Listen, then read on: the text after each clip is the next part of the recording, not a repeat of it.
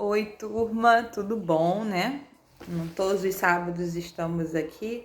Hoje um pouquinho mais tarde, que eu tive uma intercorrência, mas nunca sem material, né? Hoje eu quero que vocês vão para a página 12, que eu vou falar sobre a classificação dos meios de cultura. O que acontece, gente, né? A gente conhece o Agar lá, né? Eu não lembro se eu postei foto de caldo, mas se eu não postei, eu vou postar depois. Eu vou olhar lá na plataforma e vou ver se eu postei. Mas o que acontece, né? A gente tem diversos meios de cultura. A gente aprendeu a coloração de grã, a gente aprendeu duas formas, né, de semeadura, que eram quais formas? Vocês lembram? Tenta aí, rebobina, rebobina, rebobina, rebobinou, né? Que a gente aprendeu lá, né, o meio quantitativo, que é o da urina, né, que é aquelas estrias mais juntinhas. E a gente aprendeu o meio de esgotamento, né, que foi o da hemocultura positiva, que a gente semeou de um lado, do outro e aqui fez em 3 partes, lembra? Então, existem técnicas de semeadura e aquele agar que está dentro, a gente já falou alguns nomes. Por exemplo, agarcled. Agarcled serve para coloração, não, tanto para bactéria gram positiva e gram negativa. Por isso que a gente usa ele, né, para fazer as culturas, né, de urinocultura. Então facilita eu ter 2 nichos de bactérias, né? Apesar de saber que quando o nitrito está positivo, né, geralmente são bactérias gram negativas. Então quando o nitrito está positivo lá no EAS, geralmente são bactérias gram negativas. Então, assim, a gente já sabe que tem diferentes tipos de meios, né? Então, agora a gente vai estudar mesmo como é a definição de cada meio. A gente vai falar, vai dar uns exemplos, né? O porquê disso, mas vai entender qual é a diferenciação de cada um. Isso cai muito em concurso, tá, gente? Definição de meio cai assim aos montes, sempre tem no início lá das perguntas de microbiologia. Então vamos lá para a página 12, né? A introdução tá dizendo o seguinte, né? A introdução, né? O cultivo dos micro-organismos em condições laboratoriais é um pré-requisito para o seu estudo adequado. Para que isto possa ser realizado, é necessário o conhecimento de suas exigências físicas e nutritivas. A exigência física, gente, é o seguinte: porque fisicamente falando, tem agar que é mais sólido, tem agar que é semissólido e tem agar que fica líquido, né? Não tem a quantidade do agar. Quando não tem agar, a gente chama ele de caldo. Então, assim, agar, mec, conker, você sabe que tem um agar. Agora, se eu falo caldo tioglicolato, não tem um agar. O agar, eu sempre brinco que dá pra fazer assimilar com uma gelatina, né? Porque o agar parece uma gelatina, né? Só não tentem comer porque não é gostoso nem cheirar. Eu sei que isso é uma coisa idiota de falar, tá? Eu sempre falo isso, mas assim, o que eu vejo de gente cheirando placa, eu vou repetir isso em todas as aulas para vocês não terem esse hábito horroroso que é de cheirar placa. Eu fico como? Tiririca da vida.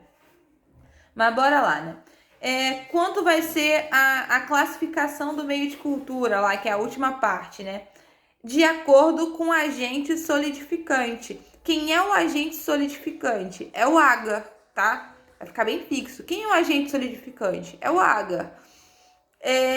O agar é uma substância coloidal hidrofílica. Substância hidrofílica. Quem lembra o que é hidrofílica? Hidrofílica gosta de água, né?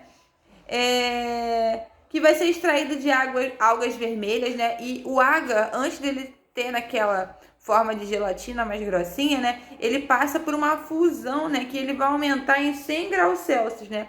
E para ele solidificar, ele vai abaixar para 40 graus Celsius. Então, assim, para ele pegar a textura, ele ferve, igual uma gelatina mesmo, né? Mas a gelatina não ferve. Eu sou péssimo em fazer gelatina, daqui a pouco eu vou gritar a minha mãe para saber, né? Como é que faz gelatina? Que eu sei que joga metade de água fria e água quente, né? Eu não posso nem comparar com uma gelatina. Mas eu sei que antes dela ficar gelada, a gente coloca alguma substância quente. No caso aqui, a gelatina eu acho que ferve. Não sei, vamos pensar aí. Vocês que saibam fazer gelatina, né? diz aí. Então, assim, vai ferver esse agar e depois vai diminuir a temperatura. E conforme for esfriando, esse agar vai solidificando, tá? E aí eu coloquei aí meios sólidos, onde são adicionados 1,5 a 3 grama de agar, pode ser liquefeito. Por exemplo, um agar nutritivo. O que é um agar nutritivo? A gente vai estudar isso na próxima página, na página 13, né? Um agar nutritivo, né, é que vão ter substâncias nutritivas para ajudar o crescimento daquela bactéria, né? E aí a gente vai ter os meios líquidos. Os meios líquidos, foi o que eu expliquei bem no início, que não tem a adição do agar, são os caldos. Caldo tioglicolato é muito usado, né? Bora lá. E a gente vai mudar lá de acordo com o objetivo da utilização, tá? Aí o primeiro agar, o primeiro meio, né, que eu botei aí, são os meios básicos. Meios básicos o quê? São de uso geral e podem ser usados como base no preparo de outros meios, né? Esse aí é muito basicão, a gente não usa para nada, meio básico. Na verdade, a gente vai começar a usar meio que meios de enriquecimento, meios diferenciais e meios seletivos. O meio básico nada mais é que quando você tem um agar que você pode extrair aquela substância e ter em outro, você tem um meio básico. É como se fosse uma substância que você pode ter em todos os meios e ele ajuda muito. Por exemplo, algum tipo de glicose. Geralmente fermenta bem, você usa na maioria dos meios. Meios geralmente para fungos, por exemplo, como a garça borrô, ele não é um meio que a gente usa muita glicose, muito açúcar, mas ele não é um meio básico, né? Mas de qualquer forma, a glicose seria uma substância que teria na maioria dos meios, exceto nesse, né? Que tem pouca quantidade, que é no garça borrô, que já é para uma cultura de fungos, tá? Aí o segundo meio a gente usa bastante, que é um meio de enriquecimento, né? Aí que a gente botou aqui, nestes meios, a adição de sangue, soro, extratos de tecidos animais ou vegetais ao caldo ou agar nutritivos que proporciona nutrientes acessórios, passando a permitir o crescimento de heterotróficos fastidiosos, né? Vocês podem botar aí como exemplo o caldo tetrationato, né? O que acontece? Para que você precisa de um meio de enriquecimento?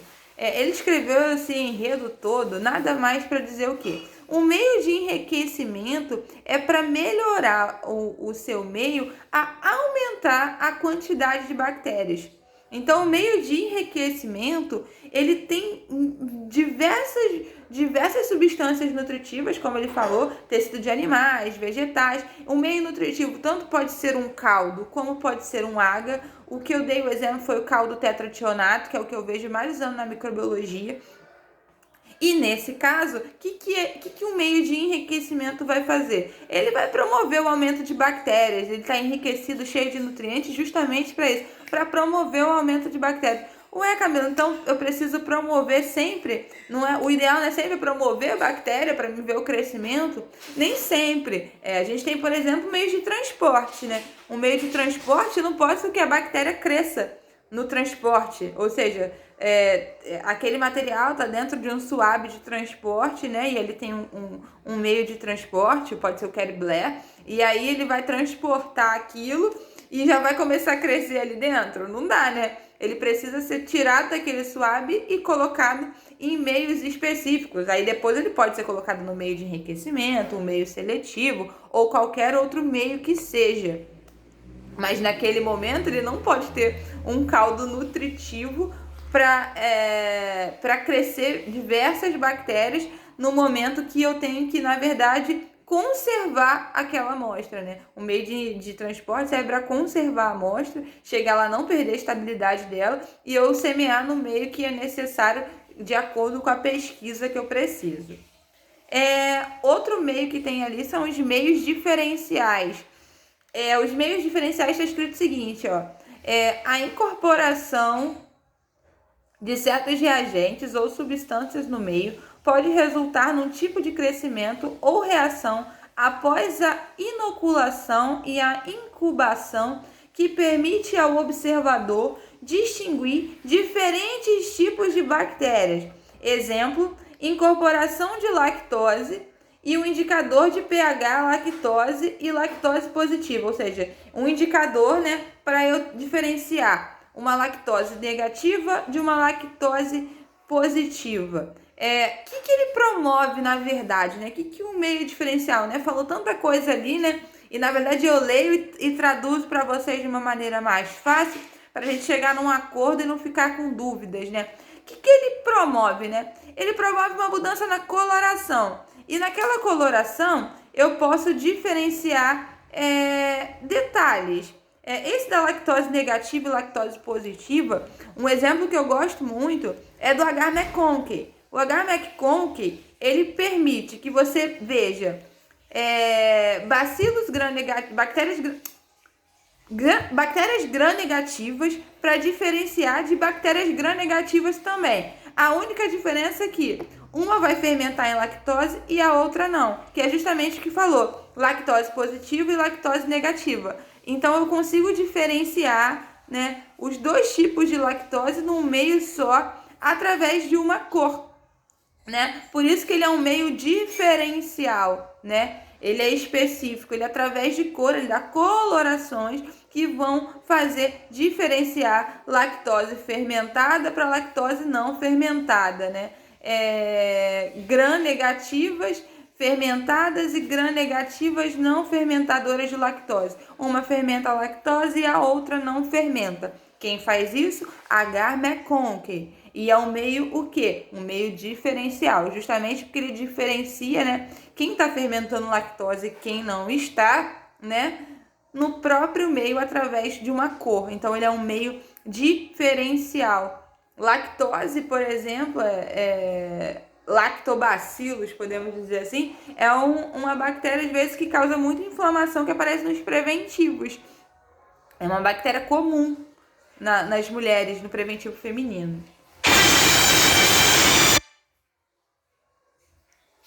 Outro meio que a gente tem é um meio seletivo, né? E aí, o que está escrito no meio seletivo aqui, né? A adição de substâncias químicas específicas ao agar nutritivo previne o crescimento de um grupo de bactérias sem agir sobre outras, né? Meio seletivo, gente, meio seletivo, particularmente eu, Camila, biologando, né, na análises clínicas, na microbiologia, eu adoro um meio seletivo. Porque o meio seletivo é tudo que a gente precisa na vida, inclusive para sobreviver no mundo, assim, né? Você não seleciona com quem você anda, você não selecionou o curso que você quis estudar por diversos motivos, você seleciona que você quer comer, você pode selecionar tudo. E com as bactérias você também tem meios seletivos. O que esse meio seletivo faz, né? Ele vai conter inibidores que vai inibir as bactérias que você não está pesquisando e só vai deixar crescer a bactéria que você quer. Eu botei um exemplo aqui que não está na apostila, vocês podem botar aí. H-dieosina azul de metileno. Ele faz justamente o crescimento das gram-negativas. E isso ajuda muito, porque assim, na nossa microbiota, né, quando a gente colhe o material, vem uma flora bacteriana gigantesca, né? Você não vai colher um suave oral e achar que só vai vir um tipo de bactéria, colher um suave retal e achar que só vai vir um tipo de bactéria. Então, assim, quando você tem um meio seletivo, você está temperando ali, falando assim, ó, eu só quero gram-negativa, ou eu só quero gram-positiva, eu só quero bactérias fermentadoras de lactose, eu só quero bactérias não fermentadoras. Eu posso escolher a bactéria nesse ponto. Então, ela vai inibir as outras bactérias e só vai ter nutrientes ali que vão deixar a bactéria que você quer crescer. Então, ele é um meio seletivo, né? Outro meio que tem ali são meios de dosagem, né? O que é um meio de dosagem? Meio de dosagem a gente usa para o Agar-Milli-Hilton. Agar-Milli-Hilton é feito para fazer o antibiograma. Lembra quando a gente foi fazer urinocultura? Eu falei assim, ó, aqui a gente está com Agar-Cled. Agar-Cled vai crescer tanto bactérias gram-positivas como bactérias gram-negativas. E aí, né, cresceu a bactéria. E agora, beleza, eu tô fazendo uma cultura justamente porque eu tenho que saber, né, qual bactéria está causando isso, né, para o médico testar antibióticos específicos para saber qual bactéria eu estou resistente e qual bactéria eu estou sensível. Ou seja, as bactérias que estão resistentes ao meu organismo a determinado antibiótico, eu estou tomando e não está fazendo efeito. Então, um meio, né, que vai permitir, né, a dosagem desses antibióticos é um meio de dosagem. Né? Você permite que dose antibióticos ali dentro com os disquinhos, junto que ele se funde a um meio de baixo, que está escrito, que é o meio de contagem. O meio de contagem é muito bacana. O meio de contagem, gente, a gente usa também na indústria de bebidas, né? Se vocês repararem, né, a gente tem, né, na cerveja bactérias, no vinho também tem, né? Então você precisa contar, tem alguns que são feitos com fungos, né, e também bactérias. Então, de qualquer forma, a indústria alimentar está muito ligada à fermentação de alguns desses seres que eu estou citando, bactérias e fungos. E aí você tem meios, né, para fazer a contagem disso, porque não pode ter uma contagem exagerada, não pode ter uma quantidade exagerada de bactérias. A indústria alimentar, a Anvisa, é muito rigorosa quanto a isso, então eles usam esses meios de contagem. Meios de estocagem ou manutenção. São geralmente meios mínimos, tá? Isso tá tudo na página 14, se alguém se perdeu. A manutenção da viabilidade e características fisiológicas de uma cultura pode exigir, né, um meio diferente do recomendado para crescimento ótimo. Na preparação de um meio de estocagem, é preferível omitir glicose. Eu já falei isso no início da aula, sabia? O que é um meio de estocagem, né? Qual é o exemplo do meio de estocagem? É um meio agar-saborro.